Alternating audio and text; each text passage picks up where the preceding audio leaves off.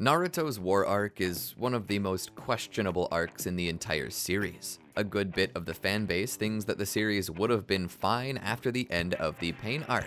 I am not in that camp. I think there would have needed to be more to the story to really tie up loose ends. So we did need an arc, and a war arc wasn't such a bad idea.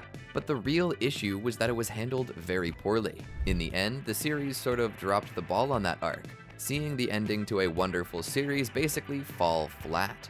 But there were also so many layers of complexity that just made our heads spin. And in the end, that was the downfall of the Akatsuki. But honestly, it didn't have to be. And they frankly could have won if I'm being honest. If only they weren't so stupid. So why don't we talk about it? Welcome to the Amagi. Before we begin, only 25% of our viewers are subscribed, so if you're a fan of the video, please like and double check if you are subscribed, and with that out of the way, let's get into the video. Naruto's villains are layered. Not only are the villains trying to manipulate the heroes, but they're also always trying to manipulate each other, and frankly, I feel like this is the reason why the villains lost. I mean, there are a bunch of other reasons too, and most of those revolve around plot armor for the heroes, but maybe we should start at the beginning. One of the greatest issues with the Akatsuki was the disorganization behind the scenes, as well as the lofty plans Obito was pushing. There were far better ways for them to go about everything. First off, thinking about how the Akatsuki could have done better if Obito was never introduced to them, their true goals were world domination, which technically does not require the tailed beasts to work out. Nagato's own Rinnegan were strong enough to subjugate entire nations, and even if all he had was one tailed beast, that's plenty enough firepower to level a mountain.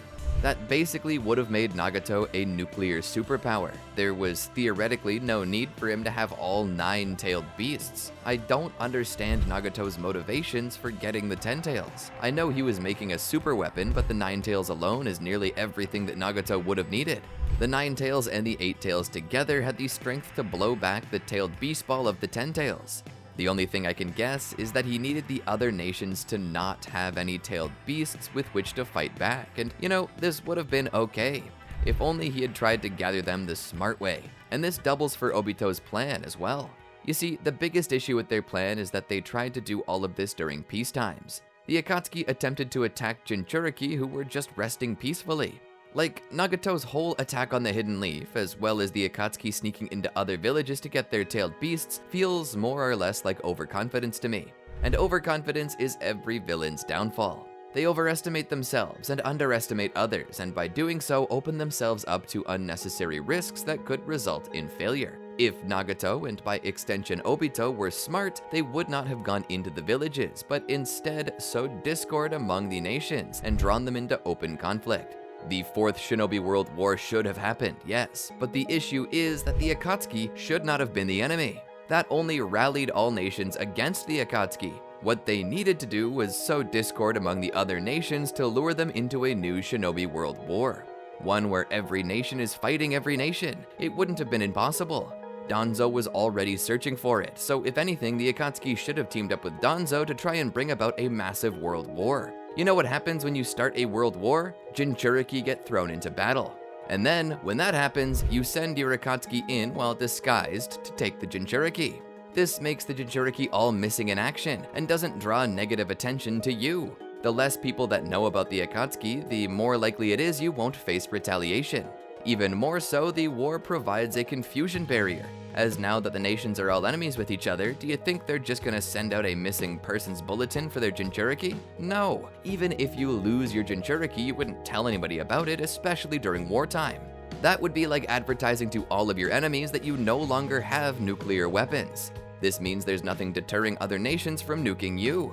They could have swept the board all at once, and none of the nations would have known what was happening until it was too late. But because they did it during peace times, other nations began to communicate. The Five Kage Summit is literally the worst thing that could have happened for the Akatsuki. The moment the 5 most powerful people sit down in a room and talk about you is the moment your goose is well and truly cooked. And don't worry, I'll be coming back to the summit very soon. The Akatsuki moved during peace times, and word got around. That meant plans could be made. Jinchuriki such as Naruto and Killer Bee could be hidden, and then you gotta spend forever looking for them, all the while the entire world is looking for you to kill you in specific. And if you're talking about wanting to make the big bucks to support your organization, mercenaries would indeed be hired during the World War, and paid handsomely, particularly by the nations you just robbed tailed beasts from, to help defeat their enemy. Between missions searching for tailed beasts, you could inject your Akatsuki into the war and get paid. More than that, you're likely to get intel that allows you to know the position of other Jinchuriki. This is literally the best thing they could have done for themselves, but they didn't do that, and so they made things 10 times harder on themselves than needed be. But moving on from that, let's talk about how they got the tailed beasts during peace times. Now, I'm not so much of a whiz when it comes to ages of characters and all of that, but from what I do know, Yahiko was 15 when he died, and Nagato's about the same age, right? Well, Nagato would have been 19 when he was born, so this means that Pain already exists and likely has some knowledge of how to use his Rinnegan. So why is it that Obito decided to attack Konoha alone? It's one thing to just trust that they can't defeat a tailed beast alone, but that's the issue. Obito knew the strength of Minato Namikaze, and like the rest of the village, he underestimated them. If he had brought Pain and some variation of his 6 paths along with him, they could have taken the Nine Tails easily.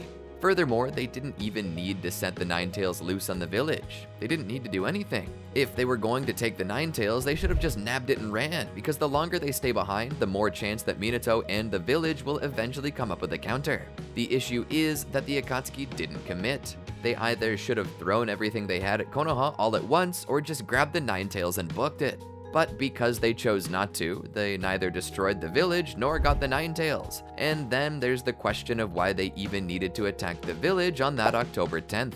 A lot of people will remind me that it was the day when Kushina's seal would have been the weakest, so it was the perfect moment to attack and take the Nine Tails, right? Nope. You see, the longer I think about this, the more I realize that this was all a master plan of a 14-year-old. Kushina Uzumaki's seal didn't need to be weakened to take the Nine Tails from her by any means. If it did, then there would have been no hope to take it from Naruto, who had the same or greater type of seal. That attack was a knee-jerk reaction based on information that seemed too good to pass up, and if executed properly, it might have worked, but it didn't. It was too risky because the moment they decided to attack just so happened to be the moment when all of Konoha knew Kushina's seal could break, meaning she would have been protected by the best. It also would have been at the moment when the strongest ninja in all of Konoha at that time would have been in the room with her, guaranteed. They literally could have chosen any time after Naruto was born. Maybe, try 3 months later. You know, sometime when Kushina is at home alone with Naruto. Use that Kamui to teleport in, grab her, and teleport out. Nobody would know where she was, and you could just take it out of her just like that.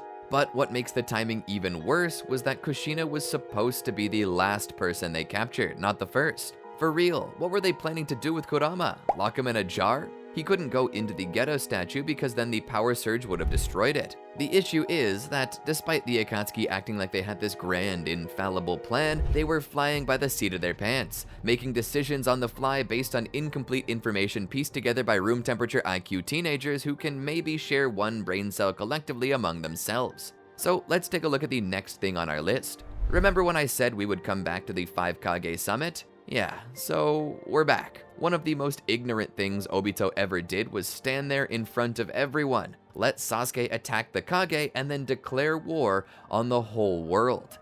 Sure, he had 100,000 Zetsu, and the allied shinobi forces altogether only had 80,000 shinobi. I've seen bigger world wars in my backyard. For reference, one of the shortest wars in American history was the Spanish-American War of 1898. And that war saw the American army alone possessing close to 300,000 soldiers. 1898 America could have bodied both the Zetsu army and the allied shinobi forces. You know, if our weapons work on shinobi and all. But you get my point. Regardless, Obito declared war on the allied shinobi forces, and what that did was draw attention to their Eye of the Moon plan. And one might say that Obito had to do it. After all, he needed to draw out Naruto and Killer Bee, except he didn't really. All he needed to do was find them and take a nominal amount of their chakra, which wouldn't have been difficult for him to do. Obito alone, with knowledge of where they were, would have been able to do it. Heck, had Obito actually waited long enough on the bridge where Sasuke killed Danzo, he would have seen Naruto running up to him to fight. And better still, Sakura accidentally poisoned Naruto, meaning that he would have been too weak to resist. Furthermore, had he waited just a little longer, Kabuto would have showed up and offered him use of the Ito Tensei. They had Orochimaru with him the whole time, and he knew stuff. Orochimaru wanted Itachi's body, and the only reason he left was because his attack failed and he was afraid Pain would kill him for it. But the thing about that is that Itachi was a traitor, and Obito knew it at that time. If he had just given the body over to Orochimaru, Orochimaru would have had everything he needed and would have stayed. He could have given over the research he'd been doing on Ito Tensei, and then likely he would have died sometime later after Itachi's illness cropped up that Orochimaru didn't know about. That would have tied itself up perfectly. And with the Ito Tensei, they could have revived the Gold and Silver brothers to feed the Geto statue, which would have been plenty enough of the Ninetales' chakra to awaken the Ten Tails. There was absolutely no need to declare war on the whole world, because then the whole world is looking for ya. It's like the Naruto world forgot that the shinobi way is deception and subtlety. But then again, I say this as if the hero doesn't wear a neon orange jumpsuit, and the villains wear flashy red clouds that anyone could identify at any moment. And further still is disloyalty, which we're about to talk about. So we've talked about Nagato's poorly executed plan, and we've talked about Madara and Obito's poorly executed plan. Madara must have been senile to think he could trust Obito to do everything right or even revive him at all. Now we've got to talk about Zetsu's flawed plan. For the most part, Zetsu's plan seems perfect. And that's only because we don't know much about it, because it was literally tacked on during the final chapters as a way to explain how they would defeat Madara. Since Madara was just too strong to beat, they had to introduce a new villain, stronger than him, whose only weakness just so happened to be a very particular ninjutsu that Naruto and Sasuke had literally just Deus Ex Machina'd their way into having moments earlier. Sorry, went on a bit of a tangent there. But Zetsu's plan was executed poorly too, and that was due to a total lack of patience. You would think that a guy who had lived for over 1,000 years would know to wait maybe 10 more minutes for it to end, but he didn't. After all that planning, all that meticulous action, plotting, and manipulation, Zetsu threw it all away for shock value. You see, what sucks so much about the Akatsuki's plan isn't that it failed, is that it didn't. The Akatsuki, despite their total crap plan, still managed to pull off their goal of awakening the Ten Tails and casting the infinite Tsukiyomi. And the only people in the whole world besides Zetsu and Obito to whom Zetsu was bonded were Madara, Naruto, Sasuke, Sakura, and Kakashi.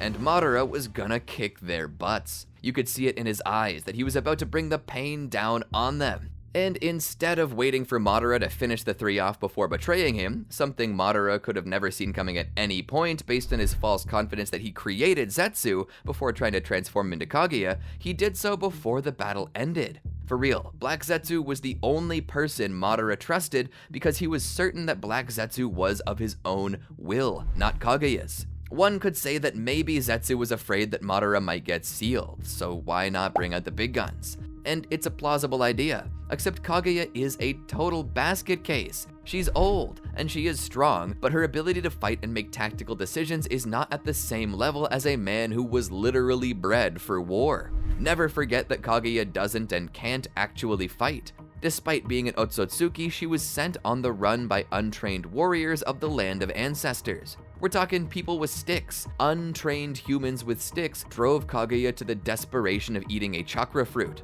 Before Kaguya ate that fruit, she was nothing. After, she became so powerful. But what about Madara?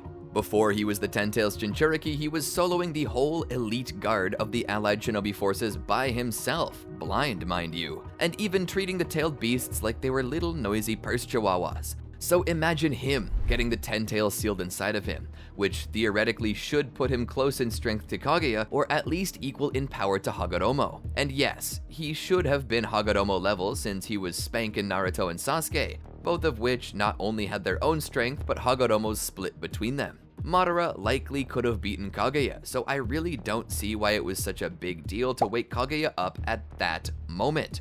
It was a rash decision based upon overconfidence and a total lack of patience. I look at these things and think that it's no wonder that the heroes won. Not only did they get plot armor, but the plot nerfed the villains from the beginning. But I guess that's just my 2 cents. But what do you think? Am I being too harsh on the Akatsuki? Or do you think I'm viewing things the wrong way? Or better yet, do you think I'm right? I do. I think I'm right, and I challenge anyone to tell me otherwise. Sorry, but I really do want to hear your points. Please help me make sense of this, cause I really don't think that the Akatsuki are stupid. They just haven't convinced me otherwise, so you'll have to do it. Be sure to be respectful of your fellow users if you all decide to debate. We're all fans here. If you liked the video, click that like button, and if you didn't like the video, well, click it anyway, cause I'm sure our other videos will tickle your fancy. Speaking of videos, try these out here on your screen. Be sure to subscribe and ring the bell to be notified when more videos like this drop, and until next time, peace out.